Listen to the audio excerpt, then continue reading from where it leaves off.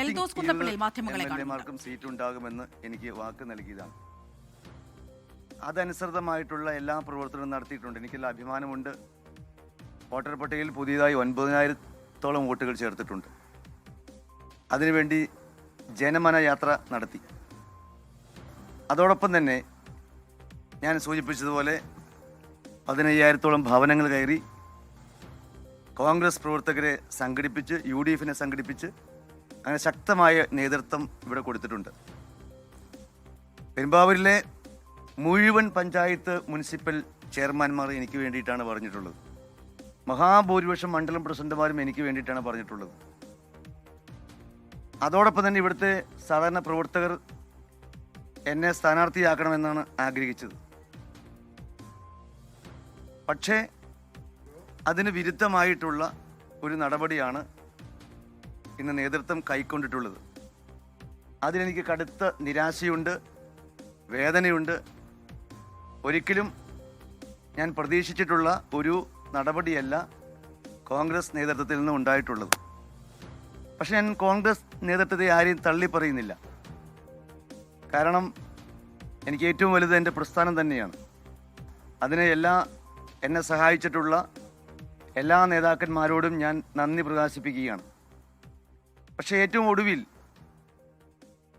ബഹുമാനപ്പെട്ട ശ്രീ AK ആന്റണി സാറിൻ്റെ കസ്റ്റഡിയിൽ ഈ പ്രശ്നങ്ങൾ വന്നപ്പോൾ അദ്ദേഹം കൊടുത്ത റിപ്പോർട്ട് പോലും പരിഗണിച്ചില്ല. ഞാൻ മനസ്സിലാക്കുന്നത് ഒരു പന്തിയിൽ 2 രീതിയിലുള്ള വിളമ്പൽ നല്ലതല്ല എന്നാണ് അദ്ദേഹം പറഞ്ഞിട്ടുള്ളത്. എനിക്ക് സീറ്റ് തരാത്ത പറയുന്ന പ്രശ്നങ്ങൾ ഉള്ള മറ്റുള്ളവർക്ക് സീറ്റ് കൊടുത്തു. ഇടതുപക്ഷത്തു നിന്ന് ചാടി വന്നിട്ടുള്ള ആളുകൾക്ക് അവർക്കും സീറ്റ് കൊടുത്തു. പെരുമ്പാവൂരിലെ ജനങ്ങളോട് ചോദിച്ചാൽ പറയും, ഇന്ന് ഇവിടെ നിർത്തുന്ന സ്ഥാനാർത്ഥികളെക്കാൾ കൂടുതൽ ജനപിന്തുണ ആർജിക്കുവാൻ എനിക്ക് കഴിഞ്ഞിട്ടുണ്ട് എന്നുള്ളത് യാഥാർത്ഥ്യമാണ്. അപ്പം സത്യം മറച്ചു വെച്ചുകൊണ്ടുള്ള ചില വ്യക്തികളുടെ താല്പര്യങ്ങൾ സംരക്ഷിക്കുവാൻ വേണ്ടിയിട്ടുള്ള നീക്കമാണ്. ആ വ്യക്തികൾക്ക് അവരുടെ പ്രതിസന്ധി കാലഘട്ടങ്ങളിൽ ഏറ്റവും കൂടുതൽ തണലായി നിന്നിട്ടുള്ള ഒരാളാണ് ഞാൻ. പക്ഷേ ഇന്ന് ബഹുമാനപ്പെട്ട PP തങ്കച്ചൻ സാറിൻ്റെ അസാന്നിധ്യം കേരള രാഷ്ട്രീയത്തിലെ ഏറ്റവും പ്രഗത്ഭനായിരുന്നിട്ടുള്ള, ഏറ്റവും കൂടുതൽ ഞങ്ങളെ സഹായിച്ചിട്ടുള്ള PP തങ്കച്ചൻ സാറിൻ്റെ അസാന്നിധ്യം, അദ്ദേഹത്തിൻ്റെ വിയോഗം, അദ്ദേഹം ഈ ഭൂമിയിലില്ല എന്നുള്ളതുകൊണ്ട് ഇവിടെ നിന്ന് ഒരു സപ്പോർട്ട് എനിക്ക് കിട്ടാതെ പോയി എന്നുള്ളത് യാഥാർത്ഥ്യമാണ്. ഞാൻ നിശ്ചയിക്കപ്പെട്ട സ്ഥാനാർത്ഥിക്ക് വിജയാശംസകൾ നേരുകയാണ്. എൻ്റെ കാര്യങ്ങളിൽ എന്തെല്ലാം തീരുമാനം കൈക്കൊള്ളണം എന്നുള്ളത് എന്നെ സ്നേഹിച്ച് ഇത്രയും ദിവസം കൂടെ നിന്ന എൻ്റെ സഹപ്രവർത്തകർ, പെരുമ്പാവൂരിലെ സ്വയംഭരണ സ്ഥാപനങ്ങളിലെ അധ്യക്ഷന്മാർ, KPCC മെമ്പർ, മുതിർന്ന കോൺഗ്രസ് നേതാക്കന്മാർ, DCC ഭാരവാഹികൾ, മണ്ഡലം കോൺഗ്രസ് കമ്മിറ്റി പ്രസിഡന്റുമാർ, ബ്ലോക്ക് പ്രസിഡന്റുമാർ, ബ്ലോക്ക് ഭാരവാഹികൾ, അവരെല്ലാം ആയിട്ട് ആലോചിച്ച് അടുത്ത നടപടികൾ സ്വീകരിക്കും. അത് നിങ്ങളെ അടുത്ത ദിവസം അറിയിക്കുന്നതാണ്. അല്ല, അതെല്ലാം അവരുമായി ആലോചിച്ചിട്ടാണ്. നിലവിൽ നോമിനേഷൻ കൊടുക്കാനുള്ള പേപ്പറുകളെല്ലാം ഫില്ല് വെച്ചിട്ടുണ്ട്.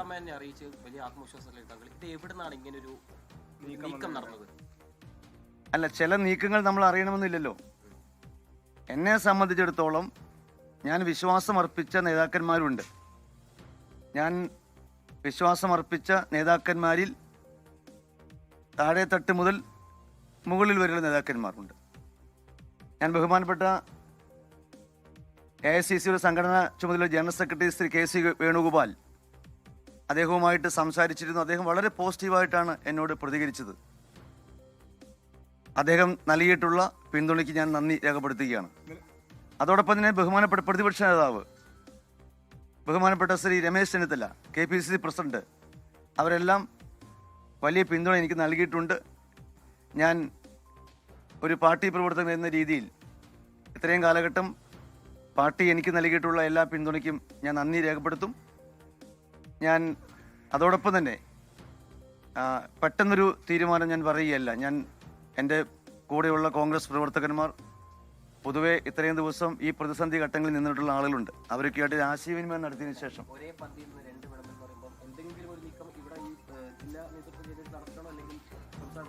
ഞാൻ മനസ്സിലാക്കുന്നത് അങ്ങനെയാണ്. MLA-മാരുടെ കാര്യത്തിൽ എടുക്കേണ്ട തീരുമാനത്തെപ്പറ്റി പൊതുവായി ഒരാളെ മാത്രം മാറ്റി നിർത്തുന്ന കാര്യത്തെപ്പറ്റി പറഞ്ഞപ്പോൾ അതിൽ AK ആന്റണി സാറിൻ്റെ ഇടയിൽ നിന്നുണ്ടായിട്ടുള്ള കാര്യം ഞാൻ മനസ്സിലാക്കുന്നത് ആ രീതിയിലാണ്. എല്ലാവരെയും ഒരുപോലെ കൺസിഡർ ചെയ്യണം, നീതിപൂർവമായിട്ട് വേണമെന്നാണ് അദ്ദേഹം സൂചിപ്പിച്ചിട്ടുള്ളത്. മറ്റ് സ്ഥാനാർത്ഥികളുടെ കാര്യത്തിൽ ഭൂരിപക്ഷം ജനാഭിപ്രായമുള്ള ആളുകളെ പരിഗണിക്കുക, പക്ഷേ മറ്റൊരാൾക്ക് വിരോധമുണ്ടാകാത്ത രീതിയിൽ വേണം അത് പരിഗണിക്കാൻ എന്നാണ് അദ്ദേഹം നിർദ്ദേശിച്ചിട്ടുള്ളത് എന്ന് ഞാൻ മനസ്സിലാക്കുന്ന കാര്യമാണ്.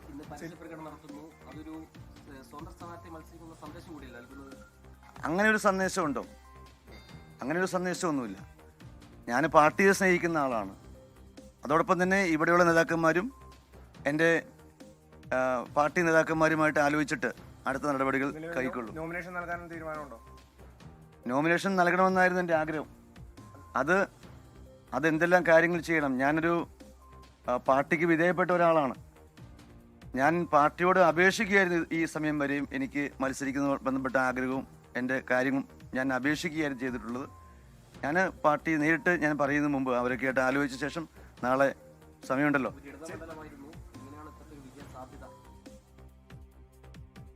വിജയ സാധ്യത അത് നിങ്ങൾ ജനങ്ങളോട് ചോദിക്കണം. ചിലരുടെ വ്യക്തി താല്പര്യങ്ങളുണ്ടെന്ന് പറഞ്ഞായിരുന്നു. ഞാൻ ചെയ്തിട്ടുണ്ട്. ഞാൻ അതിൽ തന്നെ ഉറച്ചു നിൽക്കുകയാണ്. സ്ഥാനാർത്ഥി ആര് മത്സരിച്ചാലും ജയിക്കാൻ പറ്റും. പക്ഷേ അതിനനുസൃതമായി സ്ഥാനാർത്ഥികൾ ഉയരണം. ജനങ്ങൾക്ക് താല്പര്യമുണ്ടെങ്കിൽ ഉറപ്പായിട്ടും ഒരാൾക്ക് ജയിക്കാൻ പറ്റും. ഏതോ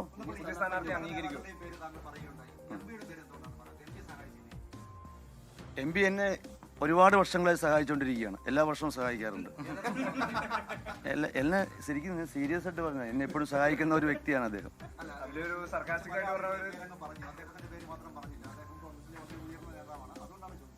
അല്ല, ബഹുമാനപ്പെട്ട MP അദ്ദേഹം ഇവിടെ മത്സരിക്കണമെന്ന് ആവശ്യപ്പെട്ട് AICC കത്ത് കൊടുത്ത ഒരാളാണ് ഞാൻ. അദ്ദേഹം തൃക്കാക്കരയിൽ സ്ഥാനം നഷ്ടപ്പെട്ടു പോയപ്പോൾ ദുഃഖിതനായൊരു വ്യക്തിയാണ് ഞാൻ. പിന്നെ ഞങ്ങൾ ചെറുപ്പക്കാരെ MLA-മാരാണ്. ഹൈബീഡൻ, ഞാൻ, അതോടൊപ്പം തന്നെ അൻവർ സാദത്ത്, റോജി M. ജോൺ, ഞങ്ങളെല്ലാവരും AICC കത്ത് കൊടുത്തു ചാലക്കുടി മണ്ഡലത്തിൽ അദ്ദേഹം മത്സരിപ്പിക്കണമെന്ന്. അന്ന് അദ്ദേഹത്തിന് സുഖമില്ല വന്ന സന്ദർഭത്തിൽ ഞങ്ങൾ അദ്ദേഹത്തിന് വേണ്ടി പ്രചരണം നടത്തിയ ഒരാളാണ്. എനിക്ക് വളരെ ആത്മാവുമായി ബന്ധമുള്ള, ആരാധനയുള്ള, ബഹുമാനമുള്ള ഒരു വ്യക്തിയാണ് ശ്രീ ബെന്നി ബെഹനാൻ.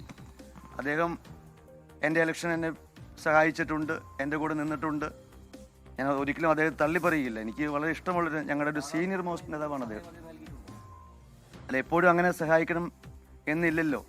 എല്ലാ പ്രാവശ്യവും ഒരാളെ തന്നെ സഹായിച്ചാൽ എങ്ങനെ മറ്റൊരു ആളെ കൂടി സഹായിക്കണമെന്ന് തോന്നിക്കാണും.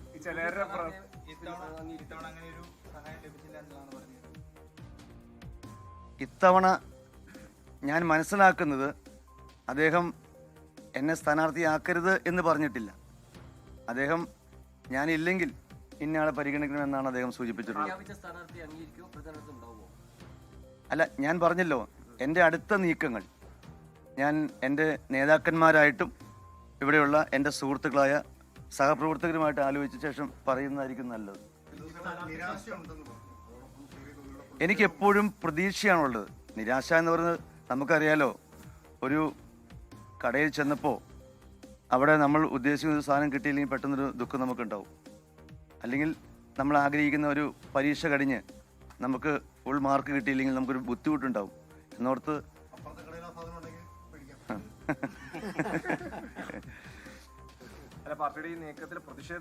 അപ്പുറത്തെ കട അടഞ്ഞെടുക്കും. പാർട്ടിയോടൊന്നും എനിക്ക് പ്രതിഷേധമൊന്നുമില്ല. പാർട്ടിയോട് പ്രതിഷേധിക്കേണ്ട കാര്യമില്ല. എന്നെ സംബന്ധിച്ചിടത്തോളം എനിക്ക് പാർട്ടിയോട് ഒത്തിരി കമ്മിറ്റ്മെൻ്റ് ഉള്ള ഒരാളാണ്. ഞാൻ ചെറുപ്പം മുതലേ കോൺഗ്രസിൻ്റെ പതാകം പിടിച്ച് നടക്കുന്ന ഒരാളാണ്. എനിക്ക് പാർട്ടിയോട് കൂറും സ്നേഹമുണ്ട്. ഞാൻ KSUവിൻ്റെ കോളേജ് യൂണിയൻ ഭാരവാഹിയായിരുന്നു. തുടർച്ചയായി 5 വർഷം കോളേജ് യൂണിയൻ ഭാരവാഹിയായിരുന്നു. യൂത്ത് കോൺഗ്രസ് ജില്ലാ പ്രസിഡൻ്റായിരുന്നു. KSU ജില്ലാ സെക്രട്ടറിയായി, സംസ്ഥാന ജനറൽ സെക്രട്ടറിയായി. അതുകൊണ്ടാണല്ലോ എനിക്ക് ജില്ലാ പഞ്ചായത്തിൽ മത്സരിക്കാൻ കിട്ടി. പ്രസിഡൻ്റായതൊക്കെ പാർട്ടി തന്നതല്ലേ. കിട്ടുന്നതെല്ലാം നല്ലത് കിട്ടുമ്പോൾ നല്ലതെന്നും കിട്ടാതിരിക്കുമ്പോൾ മോശമൊന്നും പറയാൻ പറ്റത്തില്ല. എനിക്ക് ഓരോ ഓഫറും ഞാൻ സ്വീകരിച്ചില്ല. പല മുന്നണിയിൽ നിന്നും ഓഫറുകൾ വന്നിരുന്നു, പക്ഷെ ഞാൻ ഒന്നും സ്വീകരിച്ചിട്ടില്ല. ഞാൻ ഇന്ത്യൻ നാഷണൽ കോൺഗ്രസിന്റെ പ്രവർത്തകനാണ്. ഇനിയിപ്പോ എന്റെ അടുത്ത പ്രതീക്ഷ എന്ന് പറഞ്ഞ പാർലമെന്റാണ്. നിയമസഭ കിട്ടിയില്ലെങ്കിൽ പാർലമെന്റിലേക്ക് നോക്കുക എന്നുള്ളതാണ് എന്റെ അടുത്ത പ്രതീക്ഷ. ആ സമയത്ത് മറ്റേ ഡൽഹി പറയുന്ന സീറ്റ് നൽകില്ല എന്നോ അങ്ങനെ എന്തെങ്കിലും പറഞ്ഞിട്ടുണ്ടായിരുന്നു? കാരണം താങ്കൾ പിന്നീട് വളരെ ശുഭാപ്തി വിശ്വാസത്തിലായിരുന്നു സീറ്റ് ലഭിക്കുമെന്നുള്ള കാര്യത്തിൽ. ആ സമയത്ത് നേതൃത്വം എന്തെങ്കിലും രീതിയിലുള്ള കാര്യങ്ങൾ പറഞ്ഞിരുന്നു താങ്കളുടെ ഡൽഹിയിൽ വെച്ചിട്ട്? ഇല്ല, അങ്ങനെ ആ രീതിയിലൊന്നും പറഞ്ഞില്ല. എൻ്റെ പിന്നെ ഒന്ന് രണ്ട് പ്രശ്നങ്ങൾ എൻ്റെ കേസുമായി ബന്ധപ്പെട്ടുള്ള എൻ്റെ ഒരു പോസ്റ്റിംഗ് ഇരിക്കുന്ന ഈ മാസം 26-ാം തീയതി. അത് വലുതായി കാണിച്ചു അവർ. 26-ാം തീയതി കേസ് ഇരിക്കുന്നു, ആ കേസിൽ എന്നെ ശിക്ഷിക്കാൻ പോയി കഴിഞ്ഞാൽ എൻ്റെ കേസ് സ്ഥാനാർത്ഥിയെ പിൻവലിക്കേണ്ടി വരും എന്നൊക്കെ പറഞ്ഞ് വലിയൊരു പ്രചരണം നടന്നു. AICC ചിലപ്പോൾ അത് പേടിച്ചിട്ടായിരിക്കാം. ആ കേസിൽ അല്ലല്ല, പ്രചരണം നടത്തിയതെല്ലാം പത്രക്കാരാണ്. നിങ്ങളാണ് ആദ്യം പ്രചരണം നടത്തിയത്. ഈ പത്രങ്ങളിലൂടെയാണ് വന്നത്. എന്ന് വെച്ചാൽ നിങ്ങൾ അല്ല, പത്രങ്ങളിലൂടെയാണ് പ്രചരണം നടക്കുന്നത്. പാർട്ടിക്കാർക്ക് പ്രചരണം നടത്താൻ പറ്റില്ല. മാധ്യമങ്ങളിലൂടെ വന്നു. ആ മാധ്യമങ്ങളുടെ അടിസ്ഥാനത്തിൽ എൻ്റെ അത് ഒരു ചാർജ് ഫ്രെയിം ചെയ്യുന്നതിന് മുമ്പുള്ള ഹിയറിംഗ് മാത്രമേ ഉള്ളൂ. അതൊരു പ്രധാനപ്പെട്ട പ്രശ്നമായി വന്നു കഴിഞ്ഞാൽ ഇലക്ഷനെ ബാധിക്കുമോ എന്ന് അവർ ഭയപ്പെട്ടു. ആ ഭയമായിരിക്കാം ഒരുപക്ഷെ എന്നെ. അല്ല, ഞാൻ അത്തരം ചോദ്യങ്ങൾക്ക് പ്രസക്തിയില്ല. ഞാൻ എൻ്റെ പ്രവർത്തകരുമായി ബന്ധപ്പെട്ട് ഞാൻ ഇത് പോവും. എന്തായാലും പാർട്ടി ഒറ്റ കൊടുത്തിട്ടുള്ള ഒരു കാര്യത്തിന് ഞാൻ തയ്യാറാകില്ല. തള്ളിക്കളയുന്ന കല്ല് മൂലക്കല്ലാവുന്നാണ് രാവിലെ പറഞ്ഞത്. അപ്പോ അങ്ങനെ ഒരു മൂലക്കല്ലാവാനുള്ള ഒരു നീക്കം, മൂലക്കല്ല് ഇന്ന് തന്നെ ആവും ഞാൻ പറഞ്ഞില്ലല്ലോ. അടുത്ത തവണ ഞാൻ പറഞ്ഞില്ലേ പാർലമെന്റിൽ ചിലപ്പോൾ ഞാൻ ഒരു സ്ഥാനം, ഞാൻ വെറുതെ തമാശയ്ക്ക് പാർലമെന്റിൽ നോക്കുന്നൊക്കെ പറഞ്ഞു, ഒരു സ്ഥാനവും ഞാൻ ആഗ്രഹിക്കുന്നില്ല. ഞാൻ എൻ്റെ ലൈഫിൽ സംതൃപ്തനാണ്. 10 വർഷം എനിക്ക് MLA ആകാൻ പറ്റി, 5 വർഷം ജില്ലാ പഞ്ചായത്ത് പ്രസിഡന്റ് ആകാൻ പറ്റി, കോളേജിന് ഭാരവാഹിയാൻ പറ്റി, ബാർ ഹൗസിന് പ്രസിഡന്റ് ഒക്കെ. എനിക്ക് ഒറ്റ കാര്യത്തിൽ മാത്രമേ എനിക്ക് വേദനയുള്ളൂ. എന്നെ ഒഴിവാക്കുകയാണ് ആഗ്രഹമെങ്കിൽ എന്നോട് 2 മാസം മുമ്പ് പറഞ്ഞാൽ ഞാൻ സ്വയം ഒഴിവാകുമായിരുന്നല്ലോ. എന്നോട് 20 പേർക്കും സിറ്റിംഗ് MLA-മാർക്ക് പാലക്കാട് സീറ്റില്ല. ഞങ്ങളോട് KPC പ്രസിഡന്റും AIC ഭാരവാഹികളും വന്നിട്ട് പറഞ്ഞതാണ്, തൃപ്പൂണിത്തുറയിൽ ശ്രീ K ബാബു മത്സരിക്കുന്നില്ല, ബാക്കി നിങ്ങളെല്ലാവരും മത്സരിക്കുന്നു എന്നാണ് പറഞ്ഞത്. എന്നോട് രഹസ്യമായിട്ട് വന്ന് ഇപ്പോൾ പ്രശ്നമുണ്ട്, ഒരാളെ മത്സരിച്ച് വിട്ടുകൊടുക്കാന്ന് പറഞ്ഞാൽ ഞാൻ അന്ന് തന്നെ വിട്ടുകൊടുക്കും. പാർട്ടി അധ്യക്ഷൻ പറഞ്ഞാൽ ഏത് കാര്യവും അനുസരിക്കുന്ന ഒരാളാണ് ഞാൻ. നേതാവെന്ന് ആര് പറഞ്ഞാൽ അനുസരിക്കുന്ന ഒരാളാണ് ഞാൻ. അതെനിക്കറിയില്ല. അല്ല, ഞാൻ പറഞ്ഞത് എൻ്റെ സീറ്റിൽ മറ്റൊരാളെ മത്സരിപ്പിക്കണമെന്ന് പാർട്ടിക്ക് ആഗ്രഹം, മത്സരിപ്പിക്കാം. അതൊന്നും പ്രശ്നമല്ല. ഇപ്പോൾ മാർക്സിസ്റ്റ് പാർട്ടിയിൽ 10 വർഷം കഴിഞ്ഞാൽ വേറെ ആൾക്ക് സീറ്റ് കൊടുക്കും, 10 വർഷം കഴിയുമ്പോൾ ഒരാൾക്ക് സീറ്റ് കൊടുക്കും, തെറ്റൊന്നുമില്ല. അപ്പോൾ അത് നേരത്തെ ഒന്ന് പറഞ്ഞ് ഇത് ഇങ്ങനെയാണെന്ന് പറഞ്ഞാൽ ഒരു ബുദ്ധിമുട്ടും എനിക്കില്ല. അതൊന്നും എനിക്ക് പറയാൻ കഴിയുന്ന കാര്യങ്ങളല്ല. കോൺഗ്രസ് പ്രവർത്തകർ ഒറ്റക്കെട്ടായി നിന്ന് ഒരു നല്ലൊരു ഭരണം കേരളത്തിൽ ഉണ്ടാക്കിയെടുക്കാൻ വേണ്ടി ഉള്ള പരിശ്രമം നടത്തണം. പാർട്ടിയുടെ ഒരിക്കലും നന്ദിയുടെ ഞാൻ കാണിക്കത്തില്ല. കാരണം എൻ്റെ പാർട്ടി എനിക്ക് വലുതാണ്. ഞാൻ പറഞ്ഞല്ലോ, എൻ്റെ അമ്മയെ പോലെയാണ്, എൻ്റെ കുടുംബത്തെ പോലെയാണ് എൻ്റെ പാർട്ടി. അപ്പോൾ അതുകൊണ്ട് ഒരിക്കലും പാർട്ടിയോട് നന്ദിയുടെ ഞാൻ ചെയ്യിക്കുകയില്ല. എന്തെല്ലാമാണ് അടുത്ത സ്റ്റെപ്പ്, ഞാൻ ചെയ്യേണ്ട കാര്യങ്ങൾ, പാർട്ടി ചെയ്യേണ്ട കാര്യങ്ങൾ, പ്രവർത്തിക്കേണ്ട കാര്യങ്ങൾ എന്തൊക്കെയാണ് ഞാൻ ചെയ്യേണ്ടത് എന്നൊക്കെയുള്ളത് എൻ്റെ സഹപ്രവർത്തകരുമായി ആലോചിച്ചിട്ട് ഞാൻ കൂടുതൽ കാര്യങ്ങൾ പറയും. അല്ല, സമാനമായ ആരോപണം നേരിട്ട് PK ശശിക്ക് പാർട്ടി പിന്തുണ നൽകുന്നു. അപ്പോൾ അങ്ങേക്ക് പിന്തുണ നൽകാതെ അല്ലെങ്കിൽ സീറ്റ് നിഷേധിക്കുന്നത് ഇരട്ടത്താപ്പല്ലേ? അല്ല, ഓരോ സ്ഥലങ്ങളിലും അതിൻ്റെതായ പ്രത്യേകതകളുണ്ട്. പെരുമ്പാവൂർ പോലെയല്ലല്ലോ മറ്റൊരു സ്ഥലം. ഓരോ സ്ഥലങ്ങളിലെയും ആളുകൾ പിന്നെ നമുക്കൊരു സ്ഥാനാർത്ഥി സമാനമായിട്ടുണ്ടെങ്കിൽ അവിടെ മറ്റൊരു കാൻഡിഡേറ്റ് നിർത്താനുള്ള സാഹചര്യം ഉണ്ടായിക്കഴിഞ്ഞാൽ ചിലപ്പോൾ അവിടെ വേറെ ആരെയും നിർത്താനുള്ള സാഹചര്യവും ജയസാധ്യത കൊണ്ട് എനിക്ക് തന്നെ കിട്ടും. മറിച്ച് കുറച്ചധികം സാധ്യതകളിലും എന്നേക്കാൾ വിജയസാധ്യതയുള്ള ആൾ എന്ന രീതിയിലായിരിക്കും അദ്ദേഹത്തെ പരിഗണിച്ചത് എന്ന് ഞാൻ കരുതുകയാണ്. ചിലപ്പോൾ എന്നേക്കാൾ കൂടുതൽ ഞാൻ പറയുന്നത് എനിക്ക് 10,000 വോട്ട് ജയിക്കാമെങ്കിൽ ഇപ്പോൾ പ്രഖ്യാപിച്ച സ്ഥാനാർത്ഥിക്ക് 27,000 വോട്ട് ജയിക്കാൻ പറ്റുന്ന സാഹചര്യം ഉണ്ടാകും. പാർട്ടി എല്ലാ കാര്യവും വിലയിരുത്തിയിട്ടായിരിക്കുമല്ലോ ചെയ്യുന്നത്. അല്ലാതെ എന്നോട് വ്യക്തിപരമായി ആർക്കെങ്കിലും എന്തെങ്കിലും വിരോധം ഉണ്ടായിട്ടല്ലല്ലോ ചെയ്യുക. തീർച്ചയായും ഞാൻ എൻ്റെ വാക്കുകളിൽ നിന്ന് നിങ്ങൾക്ക് കാര്യങ്ങൾ വ്യക്തമാണല്ലോ. ഞാൻ എൻ്റെ കൂടെ നിൽക്കുന്ന ആളുകളുമായി സംസാരിക്കുന്നു. അവരുമായി സംസാരിച്ചിട്ട് എന്താണ് അടുത്ത നീക്കങ്ങൾ, എന്താണ്, എങ്ങനെയാണ് പ്രവർത്തിക്കേണ്ടത്, അല്ലെ ഏത് രീതിയിൽ പോകണം, എവിടെ പ്രവർത്തിക്കണം, MLA എന്ന രീതിയിൽ എനിക്ക് എവിടെയും പ്രവർത്തിക്കാൻ പറ്റും. അപ്പോൾ ആ കാര്യങ്ങളെല്ലാം സഹപ്രവർത്തകരുമായി സംസാരിച്ചിട്ട് ഞാൻ കാര്യങ്ങൾ തീരുമാനിക്കും. എന്നെ പിന്തുണച്ചിട്ടുള്ള എല്ലാ ആളുകളുമുള്ള നന്ദിയും സ്നേഹവും കടപ്പാടും ഞാൻ അറിയിക്കുകയാണ്. നമ്മൾ ഒരു തവണ എന്തെങ്കിലും നഷ്ടപ്പെട്ടു പോയി എന്നതിൽ നിരാശയൊന്നും വേണ്ട. അടുത്ത തവണ നമുക്ക് അതിനേക്കാൾ വലിയ തിരിച്ചറിവ് വരാൻ പറ്റും. ഏത് പ്രതിസന്ധിയും ജീവിതത്തിൽ മറ്റൊരു ഓപ്പർച്യൂണിറ്റിയാണ് സൃഷ്ടിക്കപ്പെടുന്നത് എന്നുള്ളതാണ് എൻ്റെ ഒരു വാദം. എൽദോസ് കുന്നപ്പള്ളിയിൽ മാധ്യമങ്ങളെ കാണുകയായിരുന്നു എന്ന് ലോകത്തെവിടെയായാലും ഏത് സമയത്തും 24 വാർത്തകളും ഓഗ്മെന്റഡ് റിയാലിറ്റി പാക്കേജുകളും എക്സ്പ്ലെയിനറുകളും വിശദമായി കാണാൻ ഞങ്ങളുടെ യൂട്യൂബ് ചാനൽ നിങ്ങൾക്ക് സബ്സ്ക്രൈബ് ചെയ്യാം.